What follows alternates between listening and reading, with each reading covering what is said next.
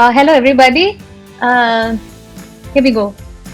आओ सजन अंगना मोरे, आओ सजन अंगना मोरे, दिन रैन तुमरी याद सताए, आओ सजन अंगना मोरे, आओ सजन अंगना मोरे, अंगना मोरे।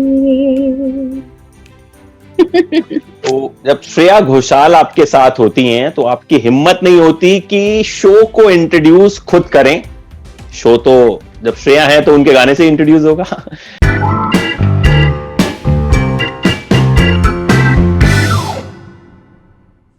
तो श्रेया, स्वागत है आपका एबीपी न्यूज पर। बहुत बहुत शुक्रिया Amit. Firstly thank you so much for that lovely introduction. अच्छा, थोड़ी सी आपकी जर्नी की अगर बात करें तो बड़ी इंस्पायरिंग है। पापा इंजीनियर, तो 4 साल से आपने जो है शुरुआत की सिंगिंग की, तो किस तरह से ये जर्नी रही? थोड़ा सा अगर ब्रीफ में हमें आप बता पाए तो। बहुत लंबी जर्नी है, ब्रीफ करना ही बड़ा मुश्किल है, बट इतना कह सकती हूँ कि मेरी जर्नी डेफिनेटली वो वाली जर्नी रही है जिसका कोई कभी भी, मतलब दैट बचपन के वक्त किसी को नहीं लगा था कि हम आज इस स्टेज पे होंगे या यहाँ तक पहुंचेगी ये बात।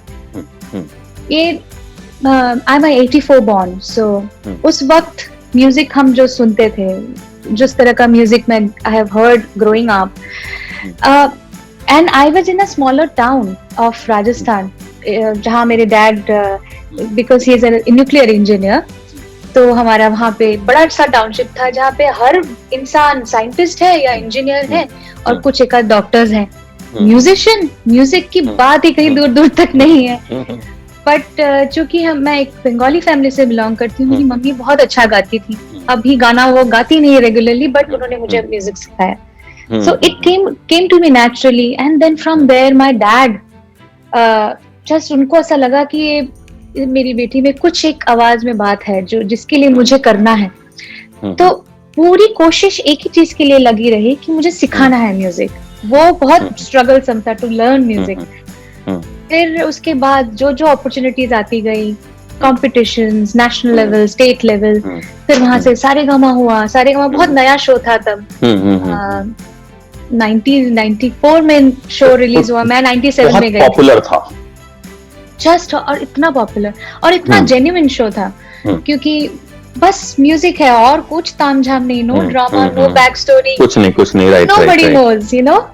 सो आई थिंक वो जर्नी इतनी यूनिक रही है कि वहां से फिर बॉम्बे ट्रांसफर होना, फिर कल्याण जी अंकल के पास गाना सीखना, राइट, फिर बहुत ऐसे एल्बम्स के काम तो किए मैंने।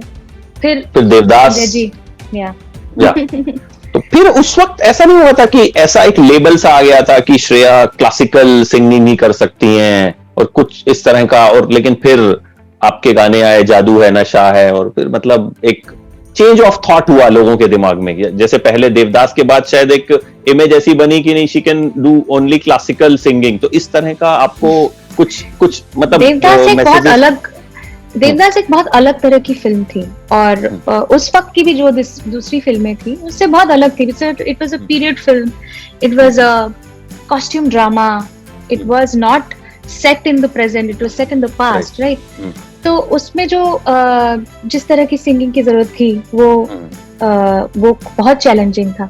बट एक चीज तो जरूर है कि मुझे जिस तरह के कंपोजर्स ने अप्रोच किया उसके बाद, मतलब वो धीरे धीरे ही हुआ, बट जो भी हुआ, किसी को ये नहीं लगता था कि अच्छा श्रेया ये दूसरा गा सकती है क्या, क्योंकि the moment you can sing you know मोरे पिया और बेरी पिया और डोला रे डोला, तो मोमेंट सब कंपोजर्स और जो म्यूजिकल लोग हैं उनको पता है कि इसकी रूट्स बहुत स्ट्रांग है, तो वो कर लेगी।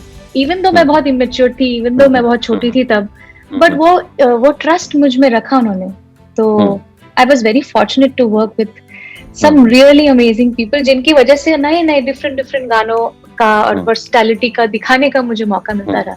श्रेया, जब मुझे पता चला कि मुझे श्रेया घोषाल का इंटरव्यू करना है तो मैंने कुछ रिसर्च किया, कुछ यूट्यूब पे चीजें देखी, सबसे पहला कमेंट एक वीडियो में मुझे पढ़ने को मिला कि लता मंगेशकर के बाद सबसे अच्छी आवाज इंडिया की जो है वो श्रेया घोषाल। तो जब इस तरह के कॉम्प्लीमेंट्स मिलते हैं तो प्रेशर फील करती हैं, कैसा फील करती? प्रेशर भी है, प्रेशर तो है ही। अगर इस तरह से लोगों की मेरे तरफ ये भावनाएं हैं तो कहीं ना कहीं मुझे ऐसा लगता है कि शायद कुछ तो सही कर रही हूँ जिसकी वजह से ये चीज उनमें आ रही है या सोच आ रही है। पर एट द सेम टाइम मुझे ऐसा लगता है तब तो मेरे कंधों पे और भी बहुत बोझ है, क्योंकि ऐसे ही वक्त Musically I won't say is the best time in the इतने दशकों में जो हुआ है। आई वोंट से कि इट्स बेस्ट टाइम, बहुत अच्छा, कुछ थोड़ा कम ही हो रहा है अच्छा काम। तो उसमें फिर कुछ ही ऐसे लोग हैं जो हम कोशिश बहुत लगातार करे जा रहे हैं कि नहीं नहीं जो भी हम करें, वो फिल्म का हो, इंडिपेंडेंट हो, जो भी करे उसमें कुछ एक बात हो जो याद रहे फॉर जनरेशंस, भूल ना जाए कि 2 हफ्तों के बाद वो गाना ही किसी को ना याद आए ना पसंद आए। सो लता जी के साथ तो कंपैरिजन का कोई सवाल ही नहीं उठता है। She is like my Guru, she is an institution. उनकी आवाज, उनके गानों से तो दिन की शुरुआत होती है मेरी। और आज भी कितने गाने सुन के मैं नोट्स लेती हूँ, सीखती हूँ, मुझे लगता है ये ऐसे गाना चाहिए था मुझे। So comparison is unfair but I feel honoured. आपने जो पहला गाना अपने करियर का गाया था वो भी लता दीदी से ही जुड़ा हुआ था, उन्हीं का एक गाना था जिसका कुछ कवर वर्जन आपने गाया था? जो सबसे पहला गाना मतलब मराठी गाना गाया होगा कुछ? हाँ, बिल्कुल वही वो उन्होंने गाया था, उसका कवर वर्जन जो था। तो इन अ वे आपकी शुरुआत जो है वो लता दीदी के गानों से ही जो है वो हुई। अच्छा, सारेगामा जब आप जीती तो जब अनाउंस किया कि आप विनर हैं तो अनाउंस ये किया गया कि श्रेष्ठ से श्रेया सारेगामापा जीती हैं।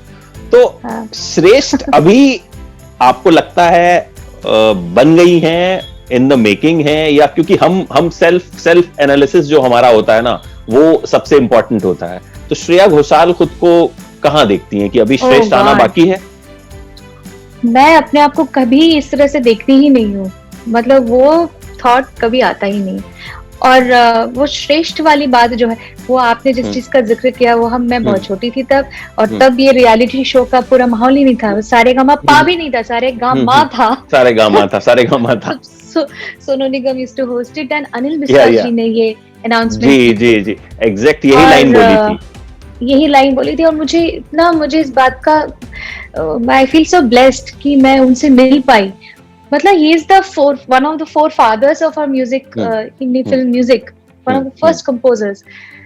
तो उनके बाद तो वो रहे नहीं, लेकिन वो आशीर्वाद रहा। तो मेरे लिए जो है श्रेष्ठ की बात नहीं है, ये जो लेजेंड्स है जिनके सामने मैंने गाना गाया, उनसे मुझे प्यार मिला, आशीर्वाद मिला, यही मेरे लिए सबसे बड़ी जो अवार्ड रिवॉर्ड जो भी कहे। बाकी कोशिश है, आई कैन नॉट एवर से कि I am perfect, I am good, because music एक ऐसी चीज है ना अमित कि जिसमें मैं जितना डूबूं उसे लगता है कि अभी तो कुछ नहीं सीखा है, अभी तो कुछ भी नहीं आता है मुझे। There are just too many things to absorb and learn. मैं जो करती हूँ कि मेरी अपनी इंटरप्रिटेशन देती हूँ लोगों को म्यूजिक की, और अभी मैं ग्रो हो रही हूँ, काफी बाकी है। बड़े आर्टिस्ट हमेशा यही कहते हैं, ग्रो हो रहे हैं। बिल्कुल अच्छा, नहीं सच्ची है। बिल्कुल, सीखना हमें जिंदगी भर चाहिए। मतलब ये इवन आप किसी से भी बात करेंगे, अमिताभ बच्चन भी यही कहेंगे, अरे अभी तो हम कुछ नहीं है, अभी तो हम सीख रहे हैं। So all the best to you. God bless you. And it was really nice talking to you. Thank you so much. Pleasure is mine. Bye. Thank you so much. Bye bye. Thank you.